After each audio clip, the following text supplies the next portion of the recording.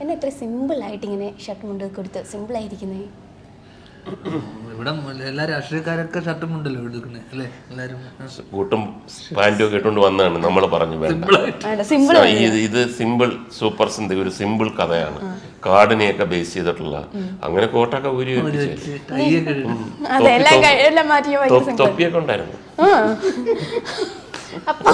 സിമ്പിളായി വന്ന മനുഷ്യൻ ഇങ്ങനെയല്ലേ പണ്ടൊക്കെ വന്നോണ്ടിരിക്കുന്നത്. ഭയങ്കര ഭയങ്കര സിമ്പിൾ ബ്ലാക്കും. Okay, come to the topic. എന്താ നമ്മൾ ചോദിച്ചിട്ടുണ്ട്? സൂപ്പർ സിന്ദഗി. മുജീബിന്റെ ക്യാരക്ടർ ആണ് മുകേഷ് ചേട്ടൻ എന്ന് പറഞ്ഞു. അപ്പം ധ്യാൻ ചേട്ടന്റെ ക്യാരക്ടറിന്റെ പേര് വിശേഷം പറഞ്ഞാട്ടെ. ഇത് തന്നെ ഈ സിനിമ ഈ പറഞ്ഞ വിഷയമാണ് ഇത് ചെയ്യുന്നത്. എന്റെ ക്യാരക്ടറിന്റെ ഒരു സിദ്ധാർത്ഥൻ. ബാക്കി ഈ പറഞ്ഞ കാര്യങ്ങളൊക്കെ തന്നെയാണ് സിനിമയെ കുറിച്ച് പറയാനുള്ളത്. ഇതിൽ കൂടുതൽ ഇനി പറഞ്ഞു കഴിഞ്ഞാൽ ഇതിൽ കൂടുതൽ ഒന്നും ഇല്ല ആക്ച്വലി പറയാൻ.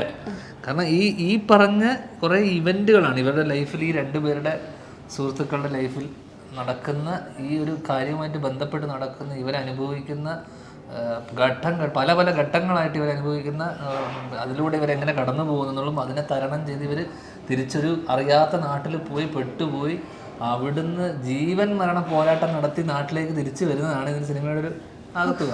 അതൊരു നടന്ന സംഭവമാണെന്ന് പറയുമ്പോൾ നമുക്കത് പെട്ടെന്ന് അങ്ങനെ വിശ്വസിക്കാൻ പറ്റുന്നൊരു സാധനമല്ല. പക്ഷേ ഇതൊക്കെ പലർക്കും സംഭവിച്ചിട്ടുണ്ടെന്നുള്ളതാണ് സത്യം. അപ്പം അതിൽ നമ്മുടെ റൈറ്റർ ഈ പറഞ്ഞ പോലെ പുള്ളി നേരിട്ട് കണ്ടതും അനുഭവിച്ചിട്ടുള്ള സംഭവമാണ് ഈ സിനിമയുടെ ഒരു based on A true story. ഈ ട്രാവലിന്റെ കൂടെ ശക്തമായ രണ്ട് കഥാപാത്രങ്ങളുണ്ട്. ഒന്ന് ജോണി ആന്റണിയുടെ കഥാപാത്രം ഇടയ്ക്ക് കയറും, നമ്മൾ വളരെ സജീവമായിട്ട് നമ്മുടെ കൂടെ ഉണ്ടാവും. അതിനെക്കാട്ടിയൊക്കെ അപ്പുറം സുരേഷ് കൃഷ്ണ ഇതുവരെ കാണാത്ത ഒരു കഥാപാത്രമാണ്. ഒരു ഡോൺ, ഒരു നഗരം അടക്കി ഭരിച്ചിരുന്ന മണ്ടനായ ഒരു ഡോൺ.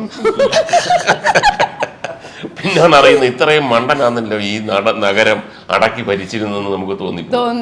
അപ്പൊ അതെല്ലാം തന്നെ ഹ്യൂമറസ് സിറ്റുവേഷൻസും ബൈ ചാൻസിൽ ലക്ക് കൊണ്ട് പല കാര്യങ്ങളും നടന്ന് മുന്നോട്ട് പോവുകയും അത് അയാളുടെ വീരത്വം കൊണ്ടാണെന്ന് അയാൾ വിശ്വസിക്കുകയൊക്കെ ചെയ്യുന്ന പ്രത്യേക തരത്തിലുള്ള ഒരു കഥാപാത്രം. പക്ക ഒരു എന്റർടൈൻമെന്റ് മൂവി അല്ലേ? ചിരിക്കാം, കംപ്ലീറ്റ് ആയിട്ട് നമുക്ക് ചിരിക്കാം. അങ്ങനെ പറയാൻ പറ്റില്ല. ചിരിക്കുന്നല്ലാതെ ഈ പറഞ്ഞ അവസ്ഥയൊക്കെ ശരിക്കും നമ്മൾ പെട്ടുപോലെ നമുക്ക് ഇതിന്റെയൊക്കെ ഭീകരത മനസ്സിലാവുള്ളൂ.